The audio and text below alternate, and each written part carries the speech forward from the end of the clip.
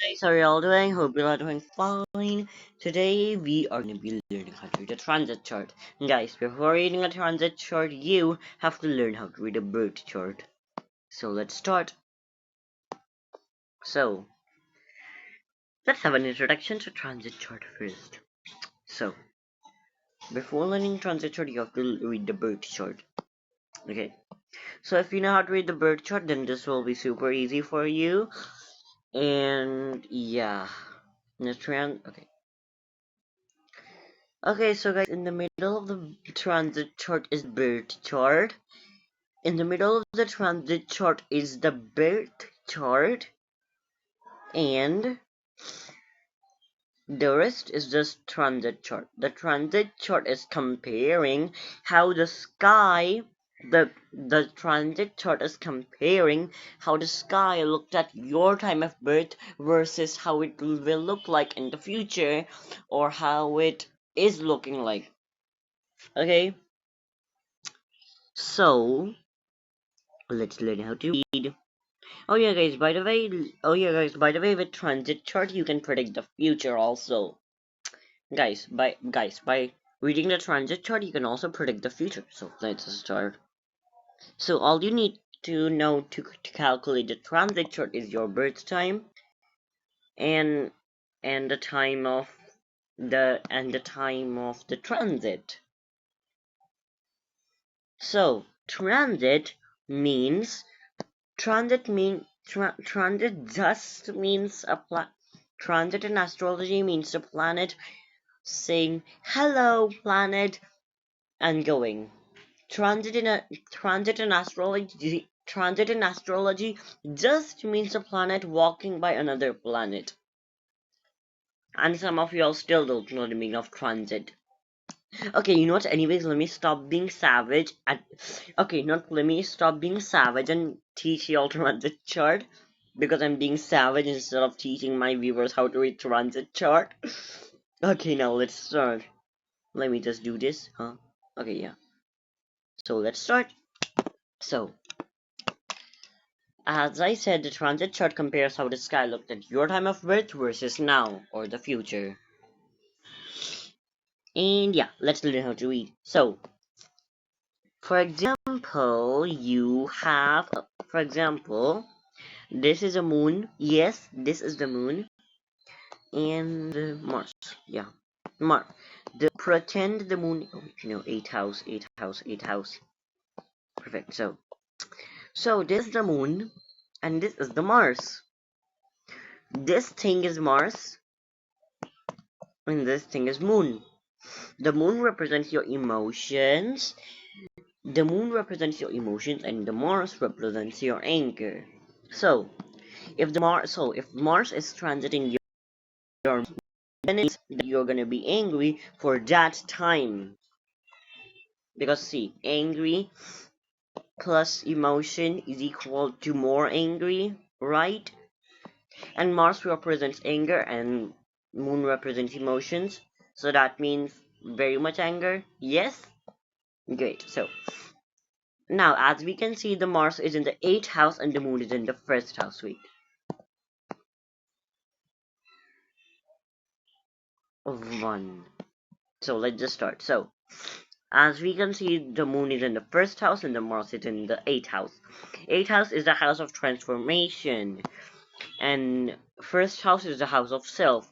The 8th house transiting the 1st house represents a very transit. 8th house in the 8th house transiting the 1st house represents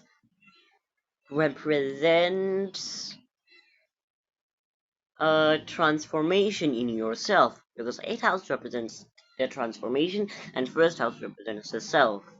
Now, let's take another example. What else examples should I take? What else example? You know what? I think I have a great example. So guys, I'm thinking which examples to give you to understand. I've decided this means Venus and this means Jupiter. So, For example, Venus is in your 12th house of spirituality. For example, Venus is in your second house of. Wait, no. For example, Venus is in your birth chart. Venus represents love, and Jupiter is transiting it. Jupiter is this. Jupiter is the 4, and Venus is this.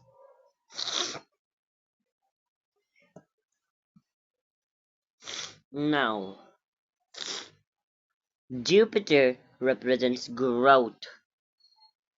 Jupiter represents growth Jupiter represents growth and wisdom. And Venus is in the 12th house. 12th house is the house of religion and spirituality.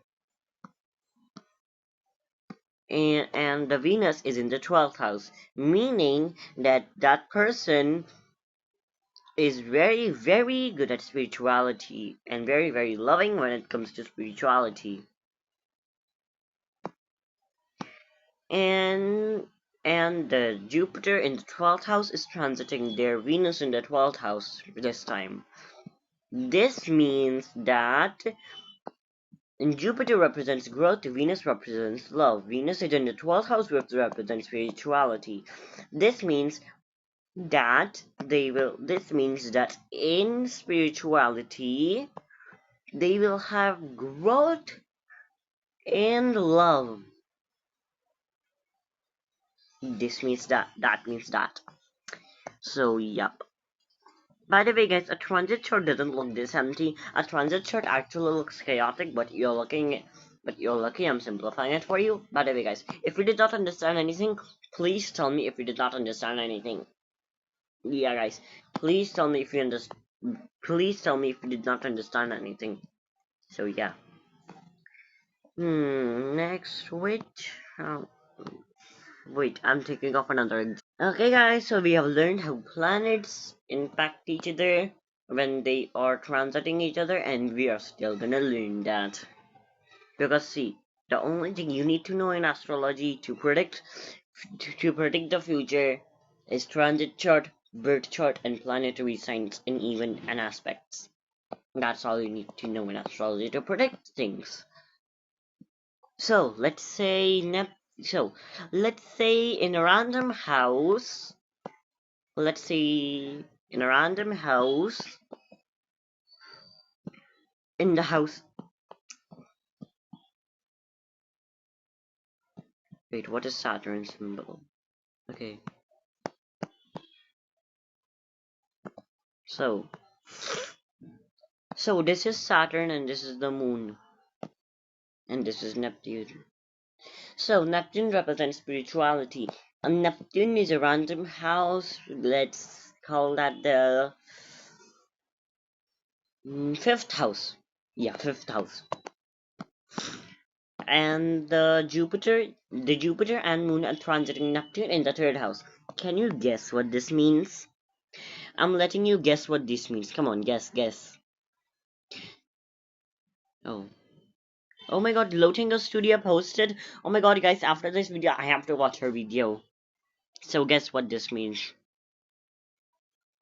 I'm giving you time to think what this means. Again, the Jupiter and the Moon are transiting Neptune in the 5th. The Jupiter and Moon are in the 3rd house, and they are transiting Neptune in the 5th house. What does this mean? The Moon represents emotion, Saturn represents limits and wisdom, and Neptune represents spirituality. 5th house is of creativity, and 3rd house is of siblings and communication. So, what does this mean? Tell.